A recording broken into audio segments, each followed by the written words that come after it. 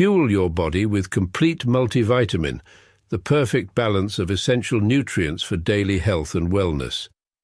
Carefully formulated from natural ingredients, our multivitamin packs vitamins A, C, D, E, plus key minerals like zinc and magnesium to support your immune system and boost energy.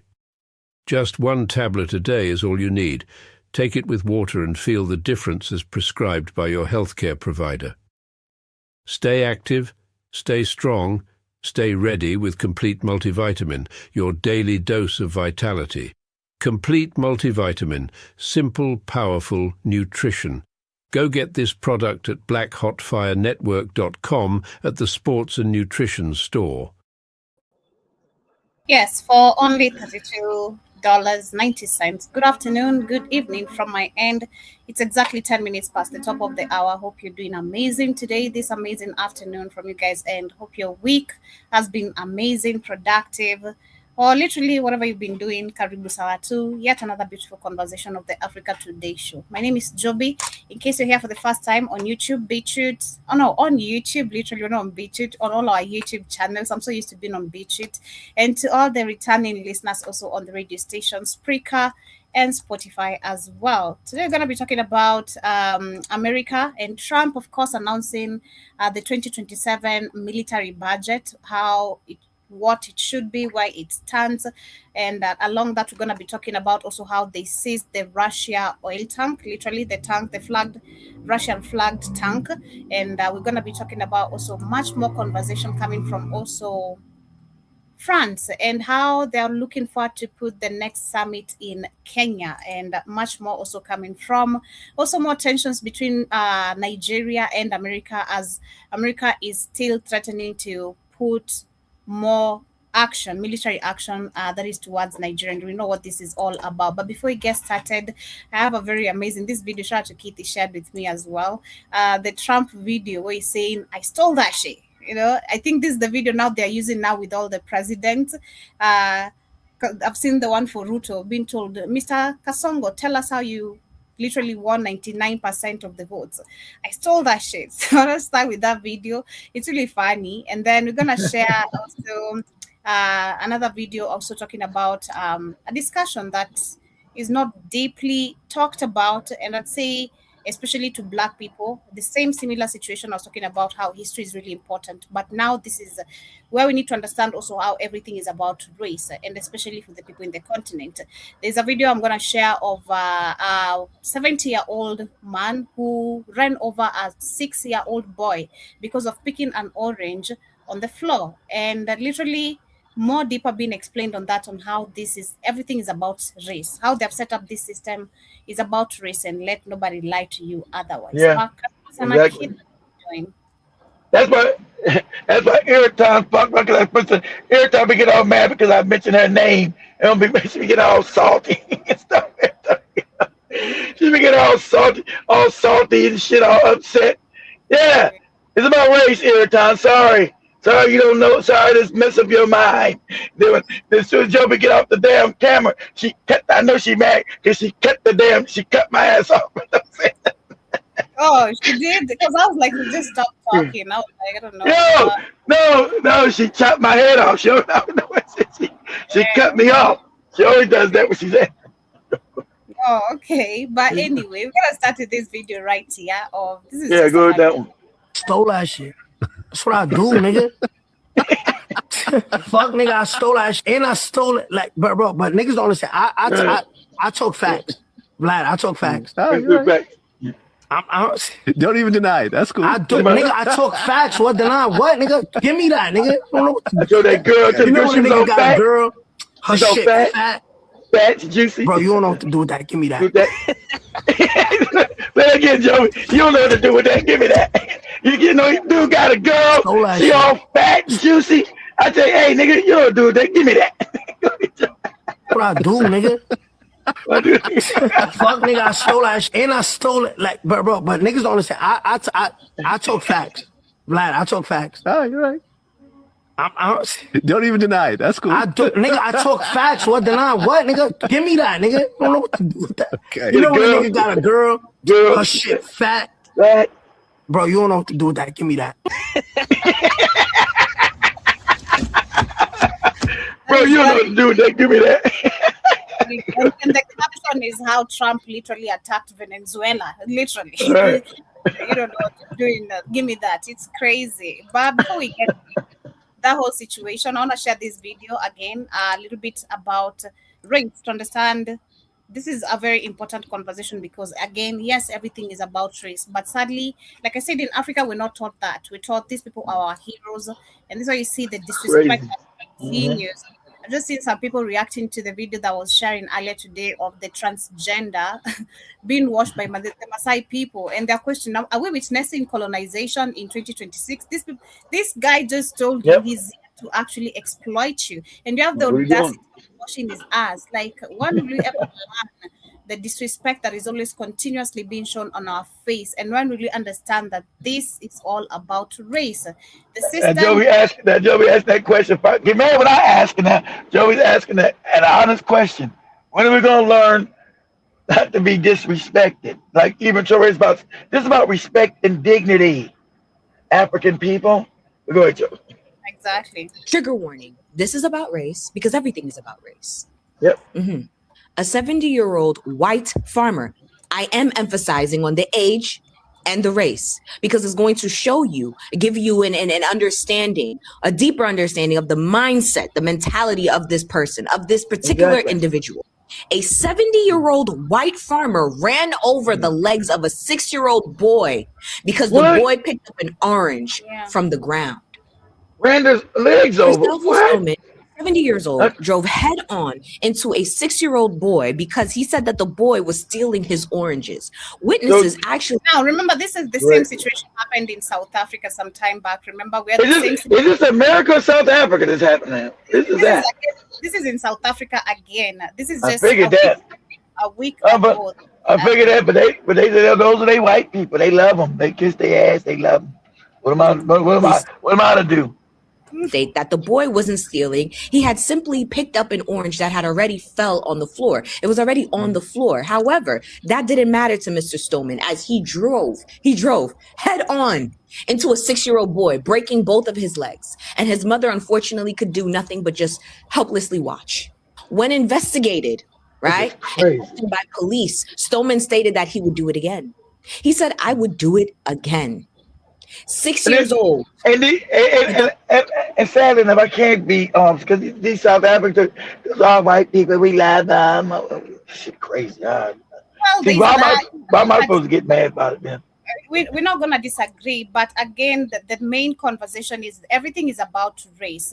Of course, we need them to understand that. We need them to understand. We need the African to understand that, Joey. Go ahead. The same thing goes back to the same conversations we've been having about the Somalians and the rest of the people who you guys are saying they come there and they wanna be. They want to undermine it. Exactly. They want to undermine it. Yeah, you're that Jamaican you showed in the car Wednesday. Her ass. Yeah. Why you African Americans be complaining? What? What? I got a car. I got pictures in case you can't visualize it yourself. Here's the man. I don't want to see that. 70-year-old, evil, heartless, racist man, right? And here's the boy. A 6-year-old, both of his legs broken. Crazy. Over a fucking orange. Over a fucking orange. And this is his mom's face in court. Trying to get justice for her son. Crazy. You see, when I made that video and I said that I wanted segregation, somebody actually got into my comments and said, I don't think that you want segregation. After I just revealed this information to you, why the fuck wouldn't I? Why the fuck wouldn't I? Do you think it would have happened if it was a black farmer? No. You think that a black farmer was going to drive head first into a 6-year-old? Because let's say, for example, for me, even in the village, if I go to the village and I'm passing by a neighbor's home, I can pick literally any mango or anything that's not on the tree. It doesn't make a difference. Anyway, ain't no African go run on an African child, Joby. They're on the planet. Regardless of their race, a 6-year-old child over a fucking orange. And do you think that there would be anything where people are actually trying to fight for fucking justice in a circumstance like this? He literally said, the person who, the 7-year-old racist, literally said, I would do it again. I would do it again. I would drive. But the Jamaican would say, why are you complaining? Why are you complaining about that? I got a car. Look at me. I got a car. Why are you complaining about injustice? Why? Why? He wondered why we get rid of you bootlicks. That's why. Go ahead, Joe. 6-year-old. Because they picked up an orange. Please segregate me.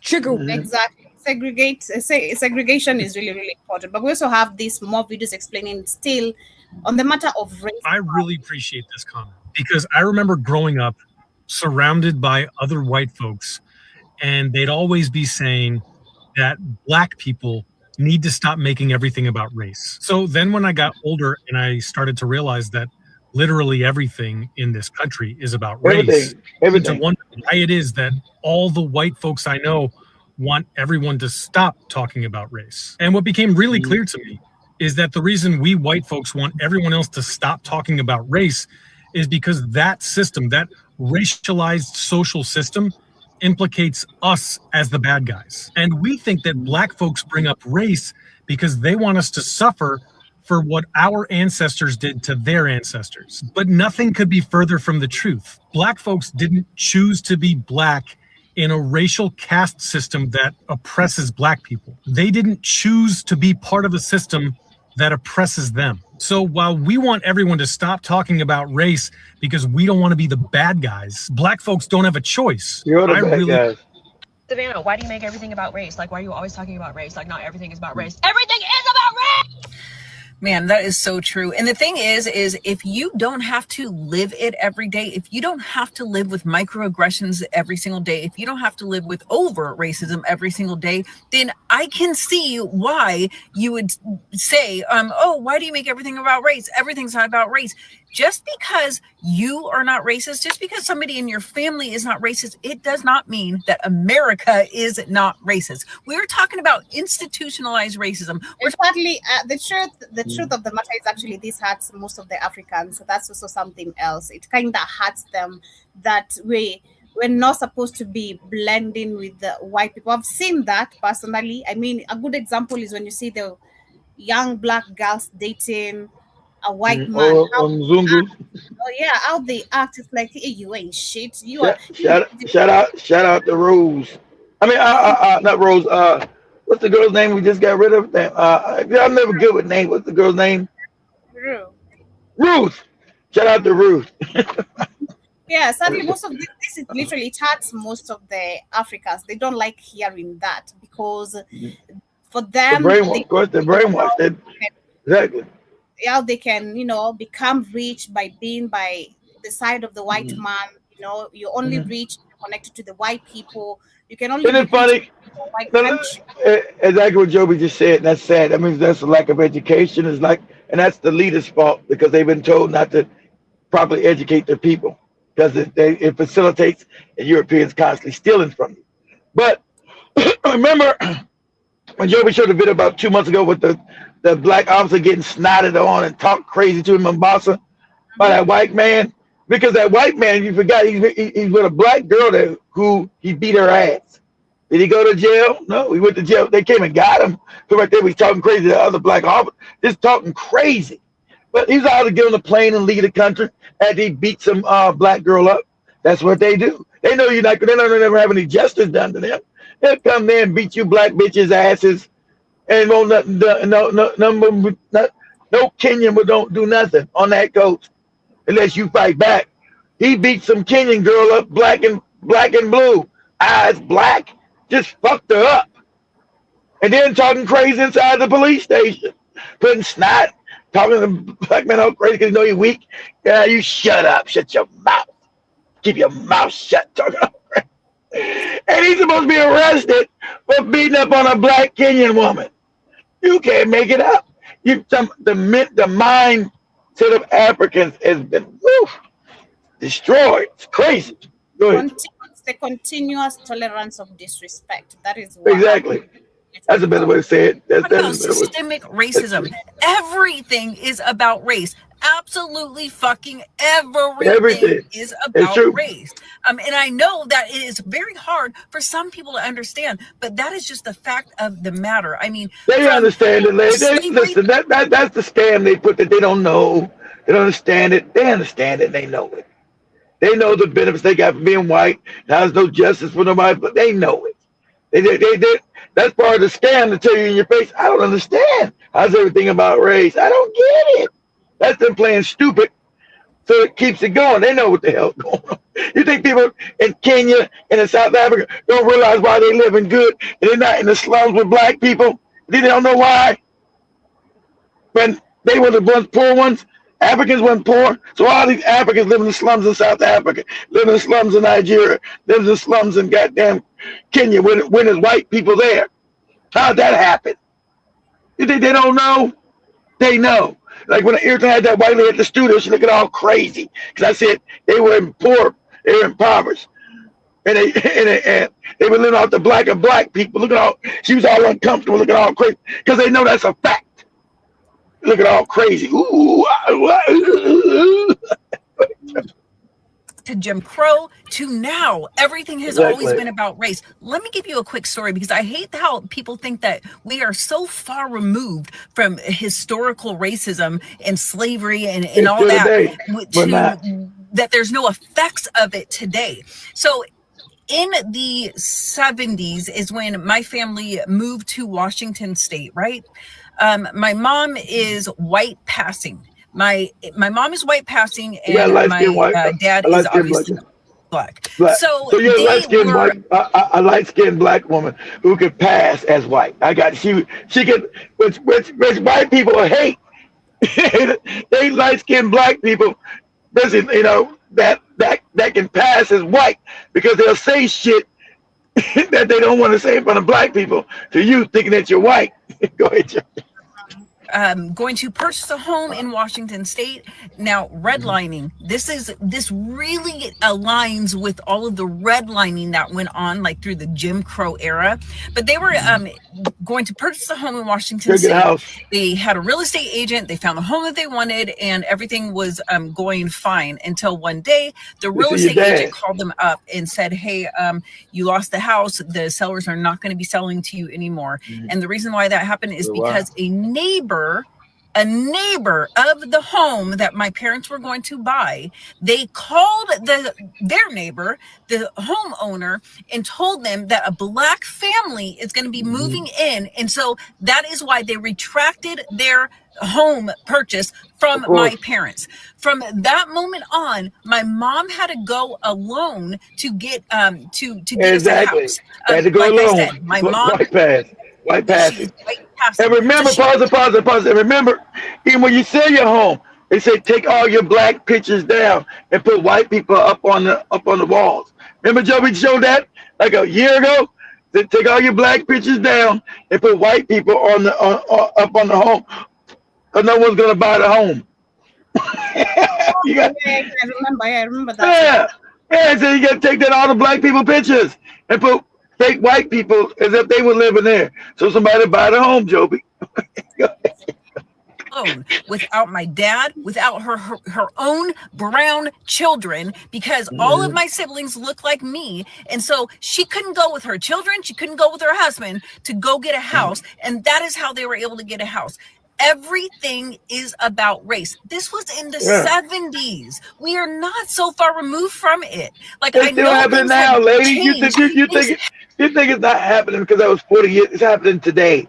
They don't. Times change. They don't. It's happening today, lady. Now, I had Joby talk about this recently with the house thing. I could never sell the house, and then the real estate agent came back and said, "You got to take down those black pictures." They think, there's niggas that own this home. We don't want to be buying from no niggas. So put white people's pictures up. This is happening today, lady. Today. Go ahead, Joe. Have advanced, but there is still a lot of systemic racism going on, and I could go on and on. Let me just tell you one more thing that you may not know. Did you know that back in Jim Crow era, the most expensive product that Black people were allowed to buy was a Cadillac? They could not buy a home. So Cadillac, exactly. So I always wonder why Black people love Cadillacs. Remember, Black people saved the expensive car company because our parents, our great grandparents were fucked up in their head with self-hate because they were worried about what status, right? See, people who own Cadillacs gave you what status. That's the high brand car in America, like the Mercedes Benz and all that other shit. So Black people couldn't buy regular cars except for caddies, and so Black people saved Cadillac in the 1930s. When we were going through the Great Depression, because remember, Black people, we couldn't use the banks. We couldn't use their banks, so all our money was saved in our house. So Black people had all this damn money. And since Black people, sadly enough, wanted to feel like they were important, they all went and bought Cadillacs. Look at me, but the white man said, okay, he owns the company. You just a nigga in a Cadillac. You just a monkey in a Cadillac. So what? But Black people made Cadillac.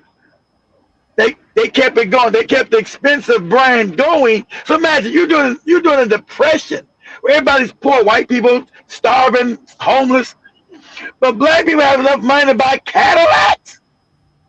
How is that possible? Remember, at that time we had our own community. We were segregated, so we had a lot of rich communities. So Black people kept, and I think Joby told us that story. That Black people kept Cadillac because Cadillac was going to go out of business. But Black people kept the brand Cadillac alive, that expensive brand. Because remember, Black people because since we were so downtrodden and looked so bad upon, Black people don't like cheap shit. They like brand name stuff to prove them, as if somebody's brand proved that they were important. That's how psychologically fucked up we were. That we got to have the brand. It's got to have the brand name so we can show that we got worth.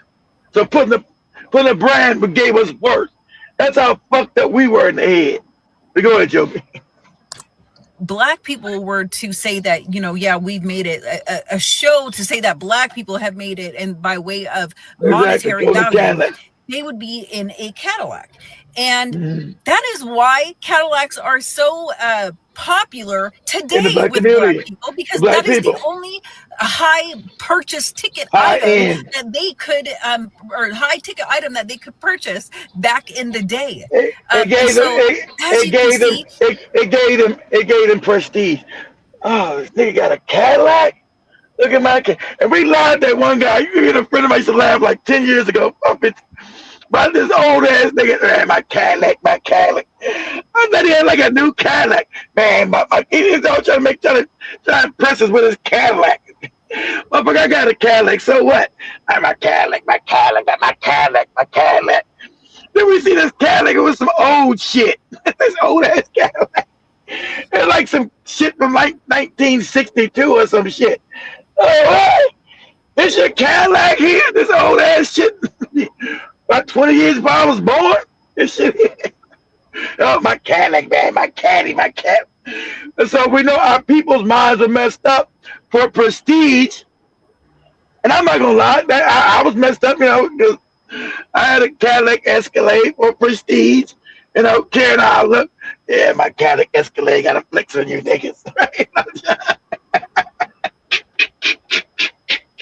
So of course, that's my Cadillac was like you read. My Cadillac was the #1 prestige brand amongst Black Americans in the country. More than BMW, more than them Mercedes. It was the Caddy. If you had a Caddy, you made it. You somebody. Look at my Cadillac, nigga. But go ahead, Joby. She's right. Go ahead. Things generationally, it goes down from generations. And so it's like if everything wasn't about racism, if it wasn't systemic, like why is it that so many things that happened back then are still relevant today? Because it goes from generation to generation to generation. That's all. They don't change. They don't change, lady. Black people make everything about race. It's so ironic when y'all say that. The very fabric of this country is built on racism. Oh, well, and I We don't have free- pause it. It's not the country, it's the world. There's these savages taking over the world, the whole world. Everywhere you go, it's about race and racism. That's a fact. So bad that they got the Chinese and the Japanese act the same way. Same way. So Indians, same way. They create a complete racial pyramid scheme, white on the top and black on the bottom. It's not just it's global. This is a global thing they've done. That's why you just seen the boy in South Africa get ran over because he's black, and the white man said, "I'll do it again." This is a global thing they set up, not just in America. America might be the headquarters of it, but it's global. They set up a global caste system, white on top and black on the bottom, and all other races in the middle. Go ahead, Joby. Healthcare because y'all don't want black people to have free healthcare. We don't go to college for free because y'all didn't want black people to be able to go to college. Pause it. So check this out. If you guys don't know, well, you guys probably remember college in America was free, unlike Africa, free. But since black people started wanting to go to college, now we got to start charging. Now they got so it's hard, even the white kids can't afford to go to college now because it's too much money now, right? They started, remember, when my parents were still going to school in California, all California colleges were free, all of them, free. You just had to be able to pass the classes for free. So, and then healthcare, we don't got free healthcare. Why? Because they didn't want black people to get it. These are facts. They said, well, if we give healthcare for free, black people get it. We want them. This is their mindset. This is real. They're a psychopath. You say, well, if we don't allow it, black people will die out because they won't have healthcare. They'll just die, and that'll be the black solution. And you can look this up. These are facts. We don't want to give it out to the nation because we don't want black people to have it because we want them to die. We want since they won't have health care, that means they'll die. They'll die out. And you can find that online. That's a fact. That's what the Congress, that's what the nation said. So the reason why Americans don't got good health care like the other white countries do, because the black people here. And you got the girl you got the Jamaican girl. Start complaining, black people. I got a car. You don't know. Go ahead, Joby. We have high interest rates on certain types of loans because of racism. We're not excelling as a nation as much as we could because y'all don't want black people to do better than y'all. Y'all burned down our communities because of racism. Y'all flooded black communities because of racism. We did not create a system of racism. Your forefathers did. We don't make everything about race. Y'all created a system of racism. Exactly. And y'all still benefit from it and to this day. So miss me with that black people make everything about race. No, we don't. Y'all do. Y'all created it. Take it up with your fucking Meemaw and your peepaw. Spread love is the Brooklyn way. I'm tired of y'all. Y'all trying to destiny swap and role reverse and play the Prussian Olympics. We already know that y'all have inherent biases toward black people. There's a lot of anti-blackness going on, and y'all, a lot of y'all is just racist. It is what it is. Yeah, so looking at that, and now I have another video on a share, still talking about race, where we have the black-only town where white people actually were not allowed to come. So you're going back to history, literally this, and looking at, again, how black people understood this back then and today, because I feel like most of the people still don't have that information, not in... They won't, but they won't let you make it black-owned town. They get to do it. But remember, they tried to do it here. They said, no, you won't. No, you won't make no black-only town. That white people can't have control of you niggas. No, you don't. But they can do it. We don't care. Go do it. But when we try to do it, they know you niggas won't. Go ahead, Joe. In 1904, a white man made a major mistake. He stepped off the train in the Mississippi Delta and started causing a scene, a ruckus, shoving, acting like he owned the place. In any other town in the South, if a black man touched him, it was a death sentence. The rules were very simple. White man could do no wrong, and a black man had no power. No rights. But this wasn't any other town. It was Mount Bayou, The marshal stepped out in front of the crowd, and he was a black man What? wearing In a press Mississippi? uniform and a badge on his chest that gave him the Wow. full power of the state. He didn't look down. He didn't ask for permission. He walked right over to the man and put his hand on his shoulder and told him that he was under arrest. Imagine the confusion on his face. Yeah, He was 19, looking around for a white officer to 1905? Is that give 19, him. early 100 years ago in Mississippi? I know that shit. I know that. I never heard that town. I've been there. They probably burned that shit down to the ground. Go ahead. Look for a white judge to dismiss his charges. But he realized a terrifying truth. None Oh, of black that was town. coming. The mayor was black, the judge was black, and the cops were black. For the first time in his life, the color of his skin was not a get out of jail free card. And this is the story of Mound Bayou. This is One Mic Black.com. But without further ado, let's get started. Never heard of this town. I bet it don't exist today. Tell you that. It's called the Black Sundown Town. This wasn't a fantasy. It wasn't a movie. This was Yeah. a real place, a Wow. black fortress in the middle of one of the most racist states Racist in states. America. Exactly. A That's what I'm place asking. Mississippi? A black place in Mississippi? That's what I'm saying. I know they burned this shit down to the ground. Go ahead. where Jim Crow had How absolutely about, no how about that? jurisdiction. You'll never get no Somalis up in Mississippi. You get their ass up out of there. But go ahead. People love to talk about towns that were burned, and you know some of the names: Tulsa, Rosewood, Exactly. Wilmington, North Carolina. We share the pictures of the smoke and the ruins because it fits the story that we've been taught that everything we've ever built, they destroyed it. But that Yeah. doesn't tell the complete story. There was a town that they couldn't burn, a town that stood for nearly a century as a living, breathing Wow. proof that Black people did not need integration to survive. All they needed was infrastructure. This is the story of Mound Bayou, Mississippi. And if you ever wondered what it looked like when a community stops asking for permission, this is your blueprint. So Well, where's that? to I'm understand gonna find out where the hell how a that's place at. like this, For the is your Mississippi, blueprint. that in. I'm gonna find it. So to understand how a place like this could even exist, you have to That's go what I'm back asking. to a bit of a paradox. You have to Yeah. go back to a plantation called Davis Bend. Decades before the Civil War, there was a plantation owned by Joseph Davis, the older brother of Jefferson Davis, the president of the Confederacy. Damn. But Joseph Davis Racist. was different. He was a utopian socialist. He believed that if you gave enslaved people enough autonomy, they could produce more. So he set up a system that looked less like a labor camp and more like a twisted experiment on self-government. Voluntary It's slavery. So he just like he was a cracker that was less sadistic, but he was still sorry, right? So he was a less sadistic, less evil cracker, but he still wanted the slaves to have free labor. Go ahead, but he was less people had their sadistic with his shit.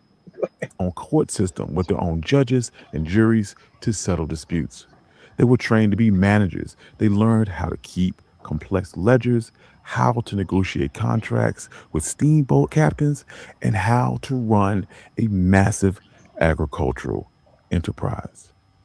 Growing up in this system was a young man by the name of Isaiah T. Montgomery. He was more than just a laborer. He was a secretary. He was in the room where deals were being made. He saw the paperwork and he learned the hidden language of capitalism. When the Civil War ended, Isaiah looked around at the chaos of Reconstruction and North and saw South, the violence rising. He saw the of Ku course. Klux Klan forming, and he realized something profound. Integration was a trap.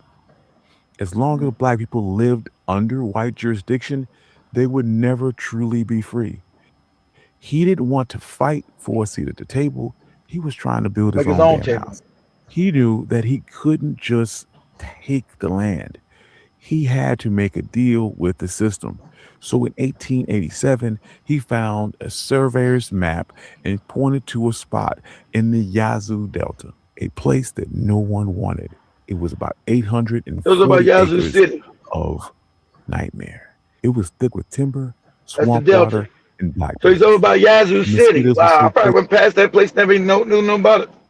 If you guys don't know where Yazoo City is, it's right in the Delta. It's a little bit, it would be, if you guys have ever been to Mississippi, it'll be a little bit northwest of the capital of Mississippi, of Jackson. So Yazoo City is like maybe 50, 60 miles northwest of Jackson, Mississippi. So it's in that, that's the Mississippi Delta. And that's the funny, that's also where they killed, that's the area where they killed Emmett Till as a baby. Hung him, threw him in the river, poked out his eyeballs. So we're in one of the most racist areas in the world. So wow. So okay, let me hear about this city. This is crazy. That if you waved your hand, you'd catch a fistful.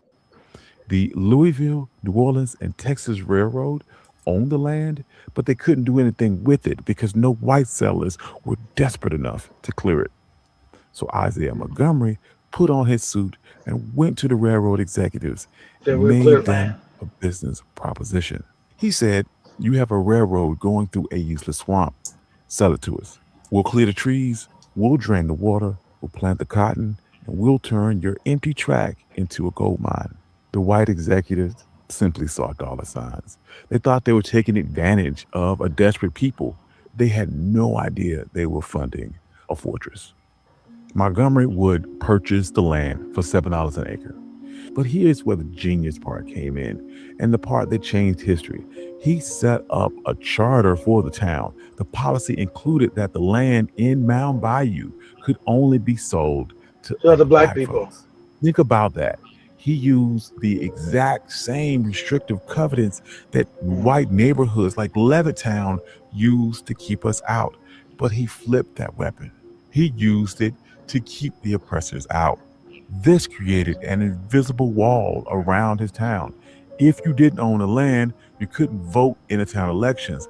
If you couldn't vote, you couldn't be the sheriff. You couldn't be the judge. By controlling the land, you controlled the law. He moved with some urgency. He knew that they were on a race against time. The first settlers crept through in rough shanties, fighting off malaria and wild animals while clearing the trees by hand. But within a decade, the swamp was gone and the place was a bit of a miracle. By 1907, if you walked through the streets of Mound Bayou, you wouldn't have seen the struggle. You would have seen power. There were 13 black-owned stores. You would see 3 cotton gins humming with machinery. Whenever you left alone, we build. It's crazy. I never knew about this story. This is crazy. Whenever we left alone, we build all the time. Busier than some of the white depots in neighboring towns. Well, I got they jealous. even printed a newspaper, The Demonstrator, because if you didn't control the media, someone else would write the story. Propaganda. That's right. Propaganda. But this isn't just about buildings. The town also closed the loop on economics. In most places, a black farmer would grow his cotton, but he'd have to take it to a white gin to be processed. The white owner would then cheat him on the way, and then he would take his money to a white bank where they would charge him predatory interest, and he would spend it in a white store that wouldn't even let him try on shoes. Every black dollar went into white hands immediately. But Mound Bayou changed that. The cornerstone of this strategy was the Bank of Mound Bayou, founded in 1904 by Charles Banks.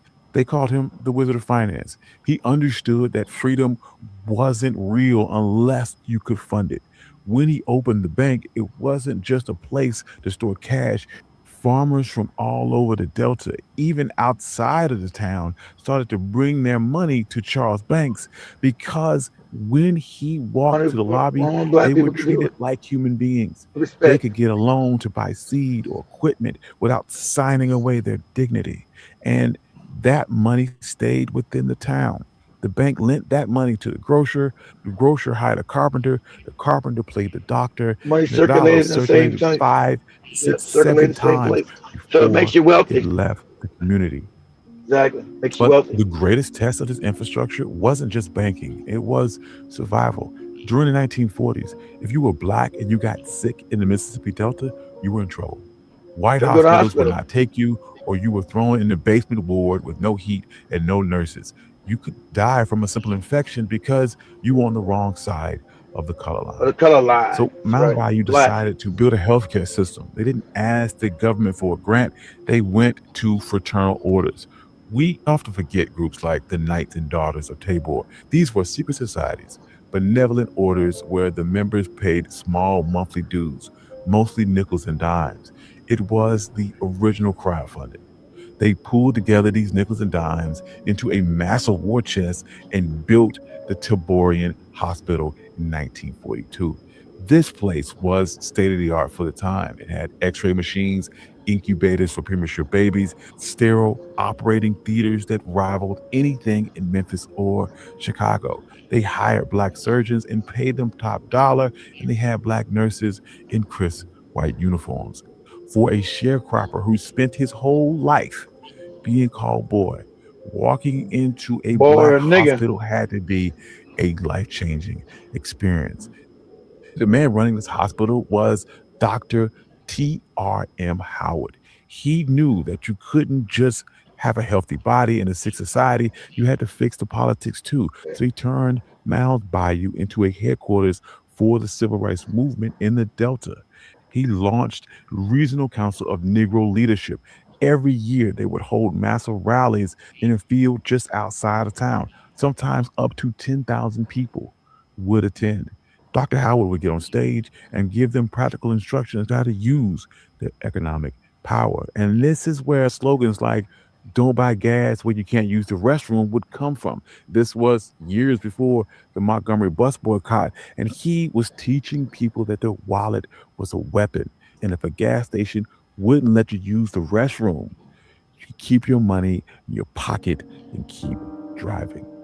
See, when you start messing with the money, the system begins to fight back. In 1954, the Supreme Court ruled on Brown versus Board of Education, and the white power structure in Mississippi panicked. They formed the White Citizens Council. These were bankers, politicians, merchants. They were called the middle class Ku Klux Klan. And they decided to use financial warfare to attempt to crush the movement. They initiated something called a credit freeze. They made a list of every activist, every member in NAACP, every person who dared to speak up. And they called banks and they said to call in your loans. Suddenly, black business owners had 24 hours to pay off debts they thought they had years to pay. Farmers went to buy seed and were told their credit was no good. Sharecroppers were kicked off their land. They tried to starve the movement into submission. And this is where the infrastructure of Mount Bayou saved the day, because Dr. Howard and his lenders didn't have to beg for mercy.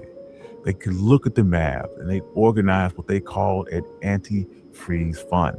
They reached out to the Tri-State Bank of Memphis and other black-owned institutions, and they moved massive amount of capital into the Delta. When a white bank called in a loan on a black activist, Dr. Howard could step in and say, "We will take on that debt." They would pay off the white bank and refinance the loan for the black institution. I understand, Paul. See, we know this history. I heard you guys saying that. See, we know this history. That's why they had to integrate us. See, separately we're too powerful. So they got to destroy all this. So they're going to put you, because a lot of our minds are messed up. You're going to remember that when they integrated us, they destroyed all these businesses. Because you want to go be with white folks because your mind is fucked. Like every black, you want to go be, I'm being close to white people who hate your ass. And so they destroyed all your businesses. So they had to destroy this unity. You see how unified we were back then? This doesn't exist nowhere in black America today. Does not exist. That's why when you hear this, this is so overwhelming in your mind. And the fact that this happened in Mississippi is fucking my mind up. What, this is going on in Mississippi? Of all places? And everybody's trying to get the hell out of Mississippi at that time. Going to California, up to Chicago, over to Philadelphia, up to New York, trying to get the hell out that state. But it was a little bastion of entrepreneurship that was saving black people right in Mississippi. right? So you think the federal government, why is this story never taught? They're never gonna teach you this shit to free you about whenever you're left alone. Black people globally, you always succeed. Always. As long as you unite, get rid of your stupid tribal beefs. That's something good for us. We didn't have no tribal shit. So we were already united. But they had to destroy that. Whenever you're united as a people, you always rise. That's your nature. And that's the nature of black people. That's your nature. Right? So they had to destroy, because I always talk about how they knew this was happening. They knew you'd be more well educated than them. These are their stories, not mine. That they had to get you integrated. Everybody tell you everybody's dumbed down now. Everybody's stupid. Because back then, in those classrooms, those black women were teaching those children. I mean, education was high as hell. Okay? You understand? To fight these people, we had to have well-educated people. To fight these savages, we must be mentally able to understand what's going on, what's happening to us. So they had to stop that. So you know this is already a test study. Remember, they study everything about us. So you know the federal government was looking at this shit, and the cats with those hats said, Gonna have to break all this bullshit up. Go ahead, Joby. This kept mortgages current, and this kept black trucks moving. But these type of efforts don't make headlines. It wasn't a march. It was a wire transfer. That wire transfer saved the movement. It bought them time. And in a long war, time can be the most expensive commodity. Right. This black fortress protected people in ways that went beyond money. When Emmett Till was murdered, told you Emmett Till. I told you that's the same area. I didn't know this. I told you because I know the area. I know this country. I've been all over this country. So I tell you, I know where places are. I know where shit's at. I never heard about it, but I told you that's the same. That's what I just told you. I said that's around the same area of Emmett Till. Because I know, the geography of this country. I said, okay, that'd be there. They said that time. Okay. That's why when they killed Emmett Till, that's in that area. And that town was able to exist? Wow, this is amazing to me. But go ahead, Joe. Trial was a dangerous farce. Black reporters and witnesses were threatened with death if they testified. Where did they go? They went to Mount Bayou. Dr. Howard turned his home into a command center. He set up an armed guard. He had a safe house. Mamie Till Mobley, Emmett Till's mother, even stayed there. They would drive them to the courthouse every morning to face that horror, and then drive back to Mount Bayou at night to sleep in the only place where the sheriff couldn't let the lynch mob in. And this brings us back to the image of that sheriff on the train platform that we began with. Now, what you need to understand is that what happened in Mount Bayou wasn't magic. It wasn't a utopia where everyone got along perfectly. It was a real place with real issues, but it was a proof of concept. It proved that poverty and chaos that we saw in other places wasn't natural. It was engineered. And when you remove the artificial weight of white supremacy, when you allow black people to own land and control the bank and police their own streets, we didn't just survive, we thrived. We built hospitals, banks with surplus capital. We built towns that were safe, clean, and more prosperous than... That's what I said, you always thrive. ...to destroy it. Yep. Exactly. But on this other end, we have people who don't like thriving, literally. But before we get into that, I want to go through the comments very quick. We're going to be talking about Trump, who said America's 2027 military budget should be $1.5 trillion and not $1 trillion. He said he was about to get rid of the sales crazy. Said they're about to reduce it, but that's going to be even 1.5. He's talking about $1 trillion and 500 billion. You out of your mind? They can't build shit here. See, that's a gift. That's why he's a puppet. That's a gift to his goddamn people that put him in power. Who owns these goddamn see, they can't manufacture nothing but death. They can't manufacture shit but death now. They can manufacture a toaster, an ironing board, some jeans, but they can manufacture death and give all the money to them. Because that's what he said, oh, I'm going to cut the budget. Now he's doubling it and even making it even absolutely crazy. So this is great because most of that money, remember, is just stolen. Because the equipment is no better. They're just giveaways to the people that own these these defense companies that overcharge the government already. So all you're getting is garbage, but they're getting so they're getting billions of dollars for garbage. It's a giveaway to those people. Go ahead, Jobin. Yeah, but Karibu Sana Jabasha to 10 speed, Jason. Ricky Snow, I see you as well, says, I forgot to tell you on Monday, Zoe gave money to real nagas, but he never gave you nothing. When your internet your internet went down, Zoe keep show going until you came back. Okay. Basha Ricky shout to 10 speed again. Jabba says, if you are black landlord, get a mighty farm to handle it. When you go to check things, be the handyman. Less problems. I think he has explained that a couple of times. And I also see Jason says some of my aunties and uncles had them big old heavy Cadillacs cars. And yeah. But see, they had them when they were still new back in the 50s and 60s, of course. But that was the big deal, man. Mine did too. That was a show of black people. That was a show of status. I got a caddy. I didn't made it, Joby. Got my caddy. Put this up, Joe, real quick. Put up a picture real quick. Put up a picture. This is the last Cadillac I bought. What does it say? Say 2016? Yeah, say this is the last, I ain't gonna lie, this last Cadillac I bought. Say 2017 Cadillac Escalade. That's the last one I bought. Say images of a 2017 Cadillac Escalade. okay. But so I was still, I was conscious. Cadillac still had me by a hold. So that's the last Cadillac I bought. About 8-9 years ago. There you go. That's the last caddy I bought right there. So Cadillac still had a hold on me, damn it. And I ain't gonna lie, I love them motherfuckers too. If you come to Africa, that's what you're gonna get. So I know, you shut up. Stop trying to throw me on the bus.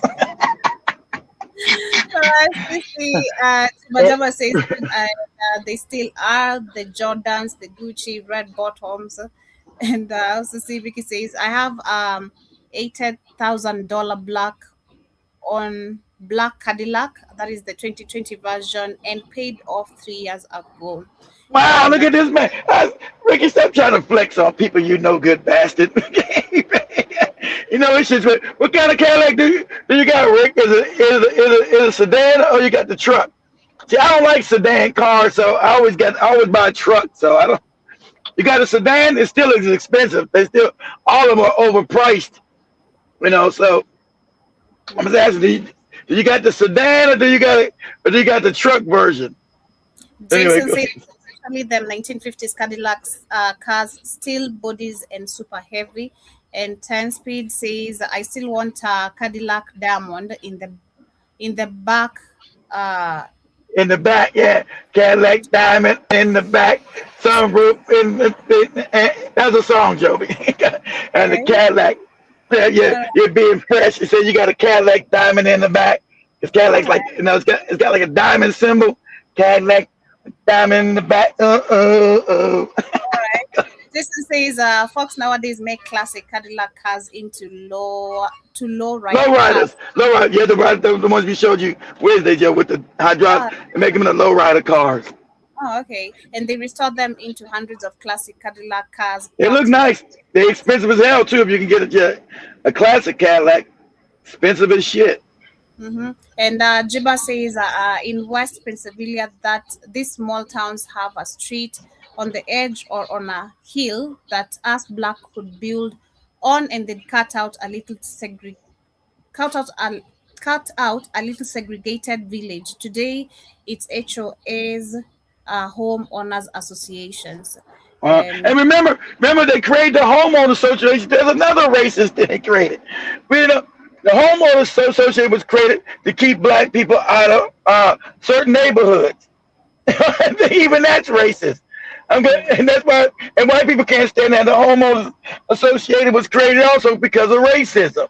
Everything they do is about racism. It's crazy. But go ahead, Joey. Jiba says they act like every slave was an idiot, and also says Ashatwan Sankinon Karibu Sana says last caddy I bought was a 1981 Coup Deville in 1990, if I'm pronouncing that correctly. Karibu Sana and Sankinon. And also see Jiba says Isaac Hayes had the gold-plated front end on the Eldorado Badass. Yeah, I don't know much about cars personally, but yeah, I like a good car. I like a good-looking car.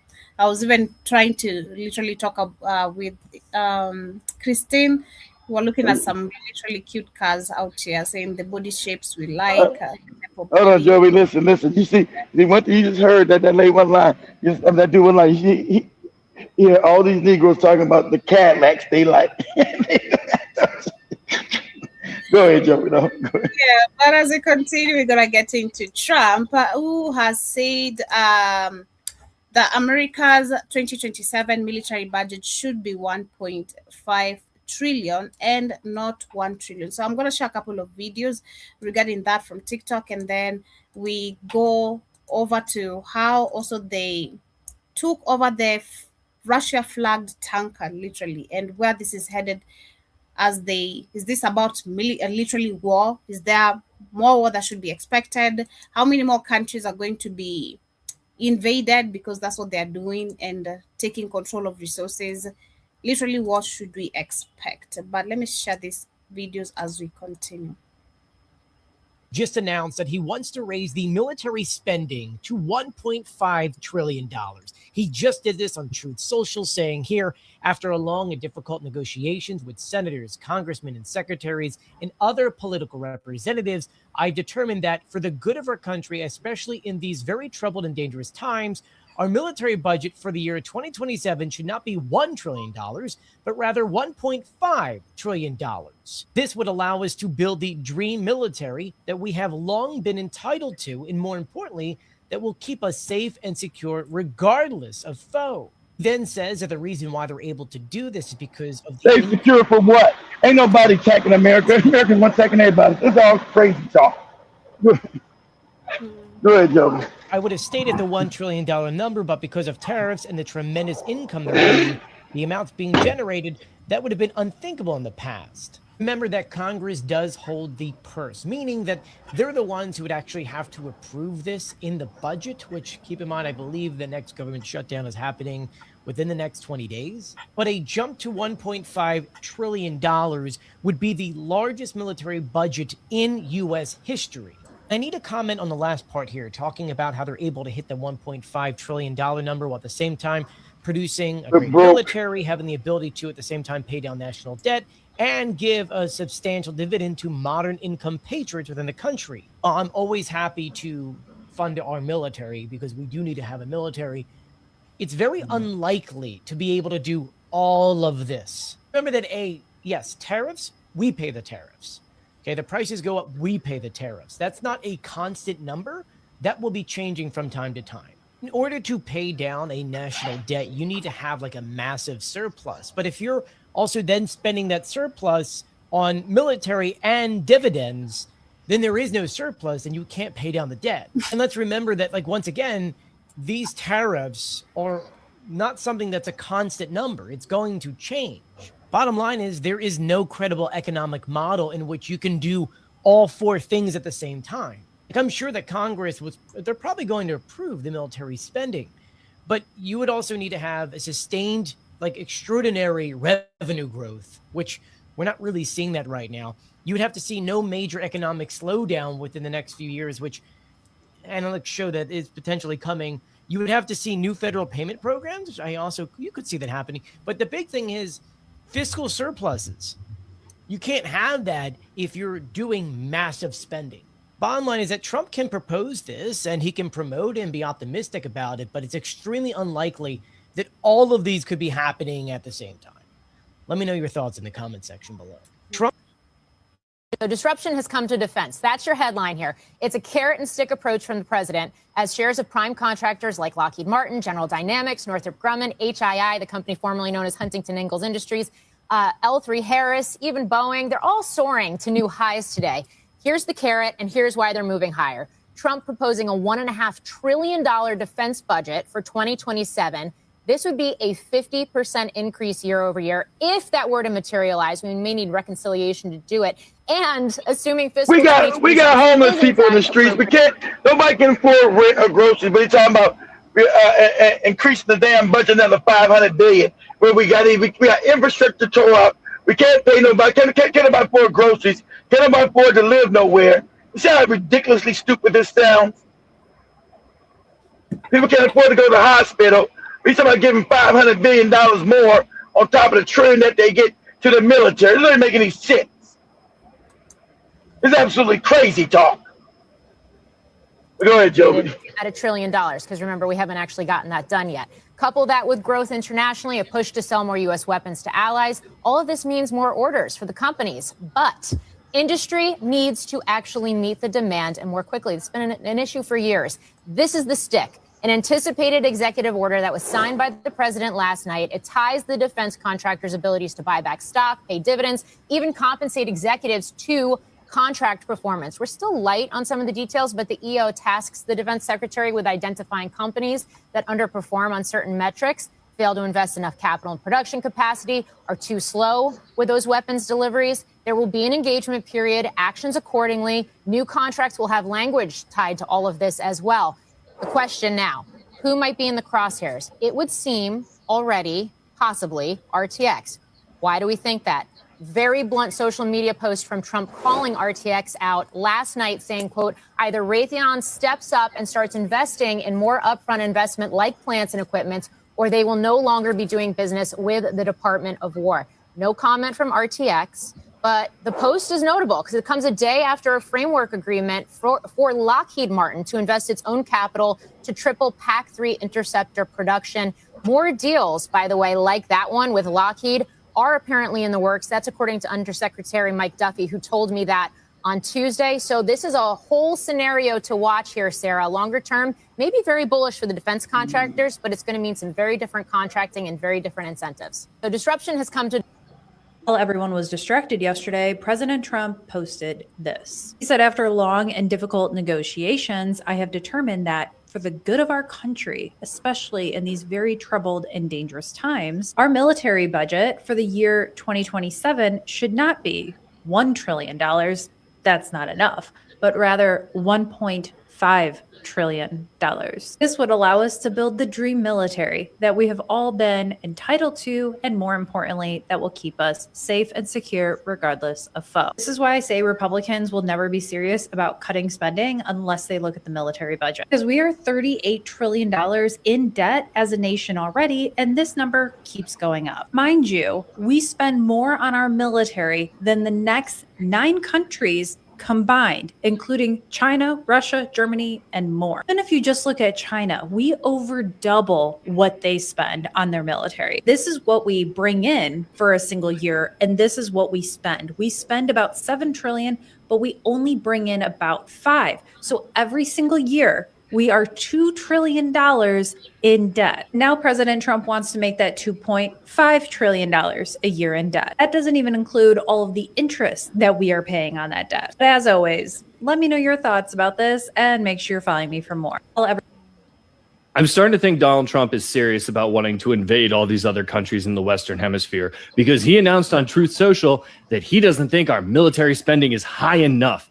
He thinks it should go from $1 trillion to $1.5 trillion for 2027, a 50% increase in military spending, where we spend more on our military than any other country, than most other countries combined. That is not enough for him. Donald, in 2025, you bombed 7 countries, 7 different countries, which I believe was a record for a United States president. Not a good one to hold. And you think that tariffs are the reason we're going to be able to afford spending so much more on the military. But tariffs was supposed to be paid by dividends back to the American people, which was obviously a lie. Everyone knew it. Yeah, exactly. They don't give no money back to us.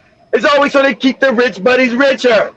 There's never no money coming back. You got people in the streets, can't afford rent, can't afford food. This is absolutely crazy. Makes no sense. Remember, they talking about going to steal Greenland from Denmark. Now Denmark and Europe talking about going to war against us.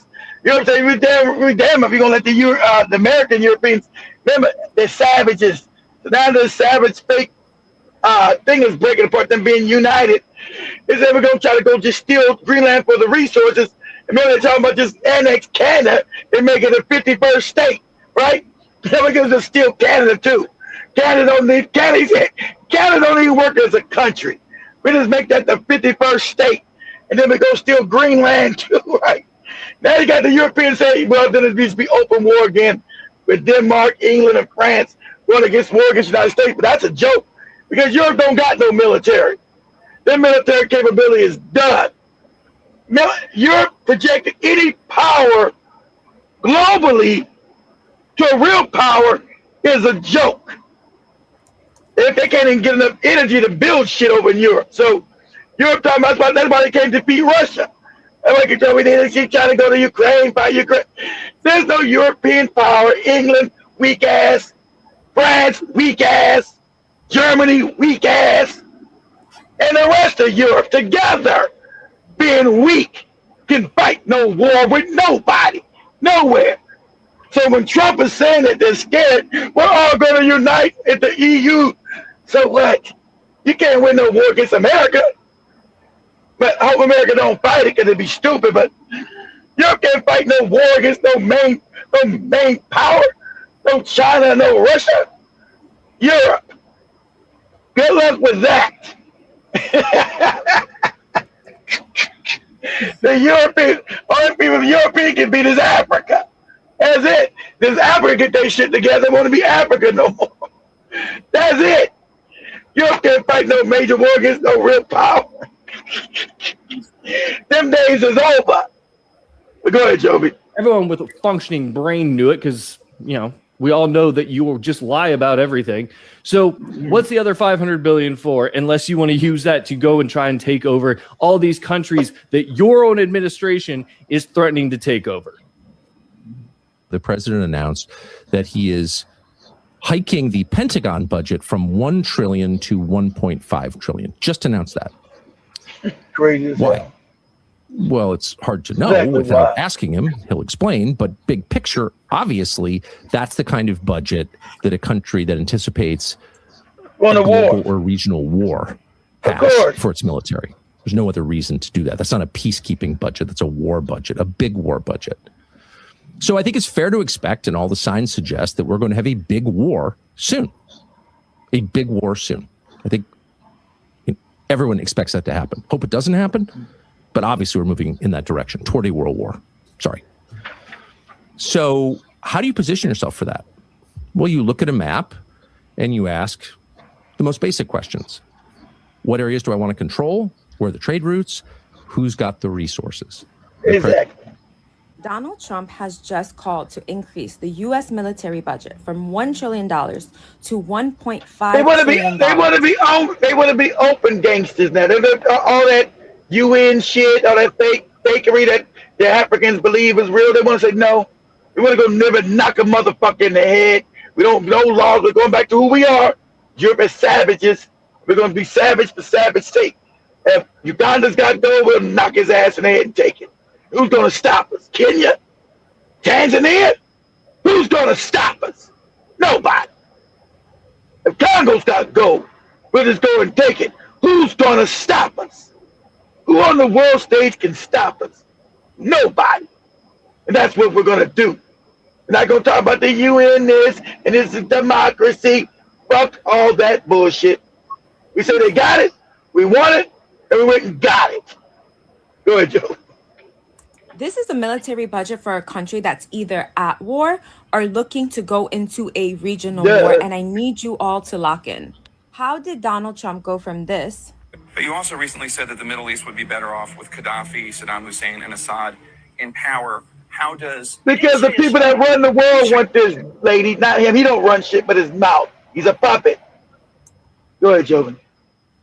Have not gained anything with Gaddafi, and you look at what happened. I mean, look at Libya, look at Iraq. Iraq used to be no terrorists. He would kill the terrorists immediately. It was like, now it's the Harvard of terrorism. Iraq.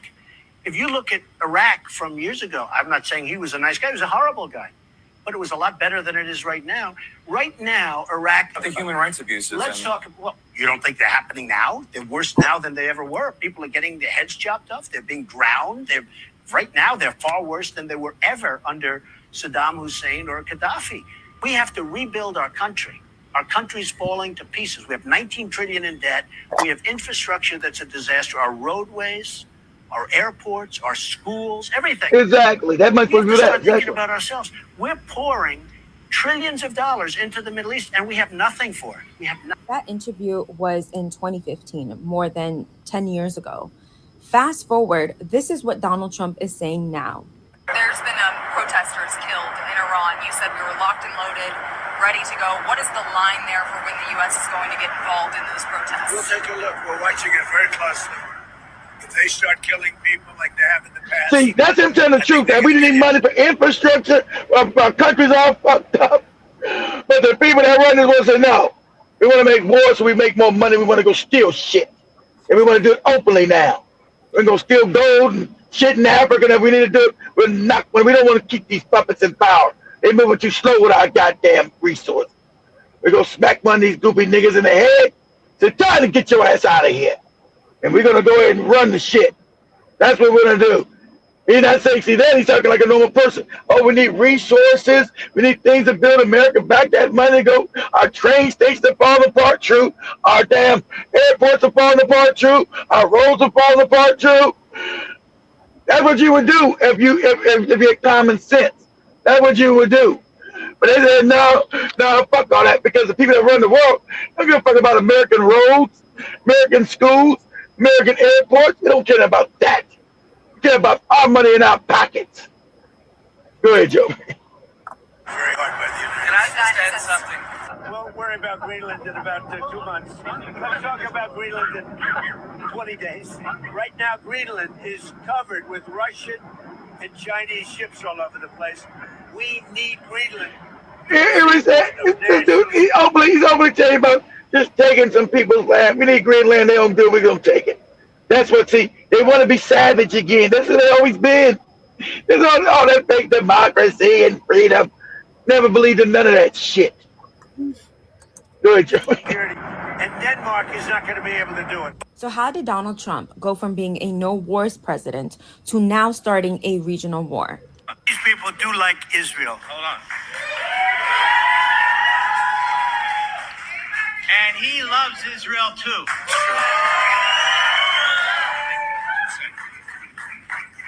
6 years ago, I was up here, and I said, this is our first Jewish president. The United States has provided Israel with assistance of over $174 billion. It says here, they have a shared strategic goal in the Middle East. Israel is starting an all-out regional war with Lebanon, Syria, Iran, and they cannot win this war without the help of the United States of America. And I need you to lock in, because this war will affect the entire world. We're just behind all this stuff. I told you it's always the cats with the fucked up hats. But yeah, I'm gonna switch to this now, where we saw, of course, America seizing the Russia flagged tanker just to catch up with the dog. Hey everybody, Josh from World Alternative Media here, and the United States government has seized more tankers, this time including a Russian tanker. And this is breaking news as I speak this morning, because this is the beginning of, again, as I've said so many times before, something big, as we see the continued push for nation building worldwide in both Venezuela, Iran, Colombia, Mexico, Honduras, the Cuba, Greenland, it's just getting so crazy. One of the things I want to talk about today is this, of course, as U.S. snags another shadow tanker on top of the Russian ship. And this is called the MT Sofia. So initially this morning, we got breaking news about them boarding this ship and flagging this U.S. flagged Russian tanker. And this one is, of course, one of many that we've seen them go after recently, but this is the MV Bella. And this is obviously not just about oil. And it's why we want to delve into this deeper, as Russians are fleeing Israel, including the Russian military fleeing from the Russian embassy in Tel Aviv. What on earth is going on here? Why is this getting to become the theme of 2026, as we warned initially, as we see them call for war with Iran, as Lindsey Graham says to the people of Iran, help is on the way, as they brag about Mossad within the protests in Tehran, in Iran. I remember when Trump was running, he did a famous speech, which is one of the reasons that he won, actually, was he said, no more we want wars. to say no more to war, no Exactly. more for nation building, no I thought that was more a con game. to regime change. What happened to that? Because, people who were against that and cheering him on initially are now suddenly okay when he does it and saying, oh, but there's a reason there. There's a pretext. The pretext, of course, is nonsensical. It's CIA slop. And we're going to get into exactly what is going on here, because this is exactly what people were pushing against, exactly what Trump was running against Hillary Clinton for initially when it came to Russia. It was all a scam. And as we're talking about boots on the ground in Ukraine by NATO, this is really, really ridiculous. And the story goes on. Before we get into this, my friends, I urge you to check those links below. 20 Sleep helps you detox. Department of Homeland Security, in coordination with the Department of Defense, European Command, EUCOM, confirmed on X that the Department of Justice and the Department of Homeland Security, in coordination with the Department of Defense, which is Department of War now, seized the Russian flagged oil tanker Marinera, formerly Bella 1, for violating U.S. sanctions. The vessel was, and I quote, the vessel was seized in the North Atlantic pursuant to a warrant issued by a U.S. federal court after being tracked by USCGC Monroe, EUCOM said. And we see a post here with them looking at this ship.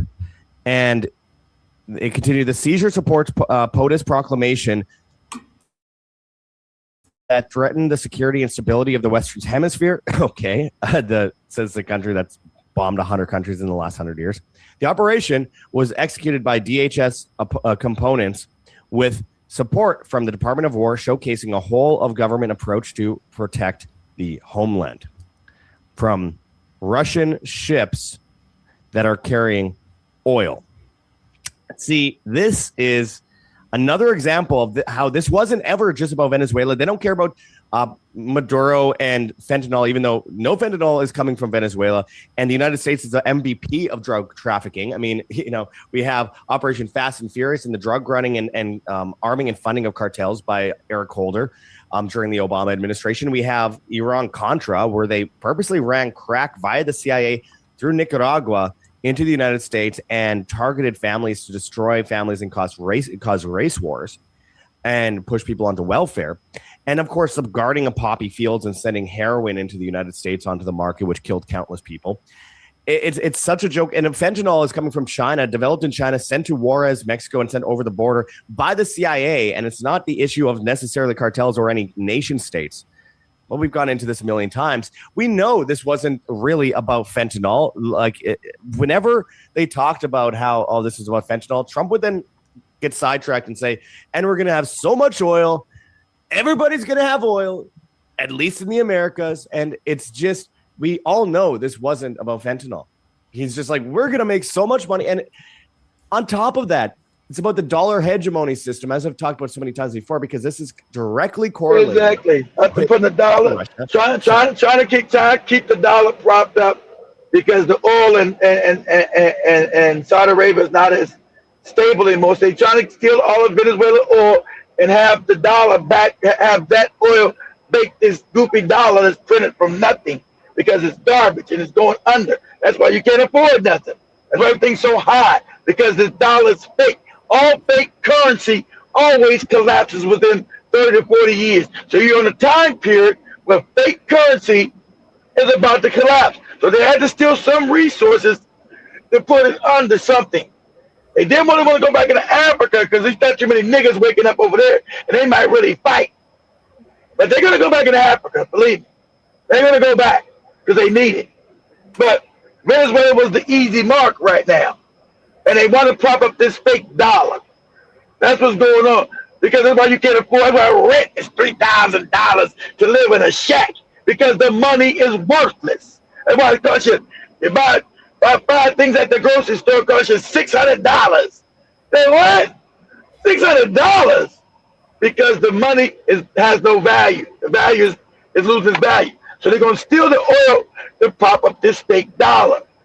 Go ahead, Joe. Now, and Iran. And because, as we've seen with Iraq and Libya, what happened before Saddam Hussein and Gaddafi were overthrown? They left the U.S. dollar, started trading oil in other currencies, and including gold. And, of course, with that, people cheered the overthrowing of these dictators, right?